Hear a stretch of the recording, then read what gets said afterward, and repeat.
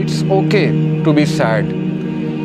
ہر انسان کی زندگی میں کچھ نہ کچھ ایسا ہے کہ اسے غم آئیں گے، اور یہ اللہ نے لائف کی نیچر بھی یہی بتائی کہ الذی خلق الموت والحیات لیبلوکم ایکم احسن عملا، کہ میں دیکھوں گا تم میں سے بہترین عمل والا کون ہے. کہ یس اندھیرا بھی چھا جاتا ہے اور وہ پورا کا پورا چھا جاتا ہے، لیکن کبھی بھی اندھیرا پورا کا پورا نہیں رہتا ہے، صبح ہوتی ہی ہوتی ہے. کبھی بھی سچویشن سیم نہیں رہتی. تو مومن کو کبھی بھی ہوپ لیس نہیں ہونا چاہیے کسی بھی سچویشن کے بارے میں.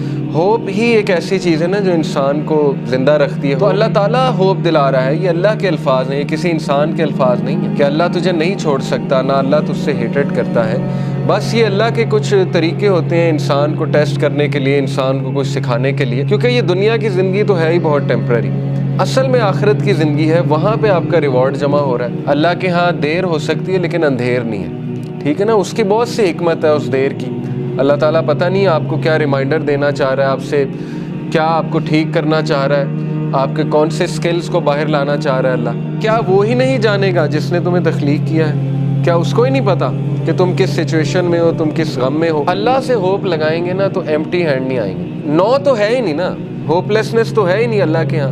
اس لیے یہ شیطان ہوپ لیس کرتا ہے بندے کو آ کے کہ جی تجھے تو یہ ملا ہی نہیں، پتہ نہیں اس کے بدلے اللہ نے کیا دینا ہے. تیرا رب تجھے اتنا دینے والا ہے عنقریب کہ تو راضی ہو جائے گا. جو بندہ خود پین میں ہوتا ہے نا وہ پھر دوسروں کی بڑی زبردست مدد کرتا ہے. تو غم کوئی بری بات نہیں ہے، ٹھیک ہے نا. غم کو سزا نہ سمجھیں. غم جو ہے یہ تو روحانیت کی سیڑھی ہے. اس روحانیت کی سیڑھی پہ چڑھ کے انسان کا جو ہے وہ دل نرم ہوتا ہے، پھر وہ دوسروں کا غم فیل کرتا ہے اور پھر وہ دوسروں کے لیے کچھ کرتا ہے. دیکھیں نا جن سے اللہ ناراض ہوتا ہے ان کو تو یہ سائن ہی نہیں ملتے، وہ تو فل مزے میں ہوتے ہیں. ان کو نہ کوئی مصیبت آتی نہ کوئی پرابلم آتی. جیسے اللہ کے نبی صلی اللہ علیہ وسلم کو اللہ نے کہا کہ ان کا جو مزہ ہے، ان کا کھانا پینا، ان کی عیاشی آپ کو دھوکے میں نہ ڈالے.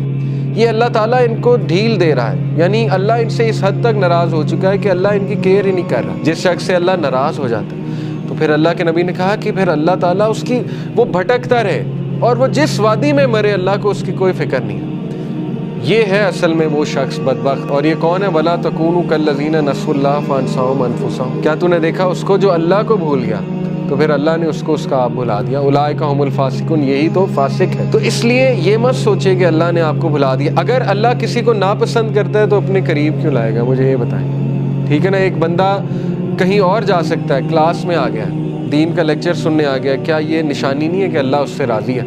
ورنہ تو اللہ تعالیٰ چاہتا اسے کہیں اور لے جاتا، اللہ اس کی کیئر چھوڑ دیتا. اگر ایک بندہ گناہ میں اور وہ دعا کیے جا رہا ہے اللہ سے کہ اللہ مجھے کسی طرح نکال دے اس سے، تو اللہ تعالیٰ اس کو شاید کوئی غم بھیج دے، کوئی ٹیسٹ اور ٹرائل میں ڈال دے اور وہ بندہ اللہ کے قریب آ جائے.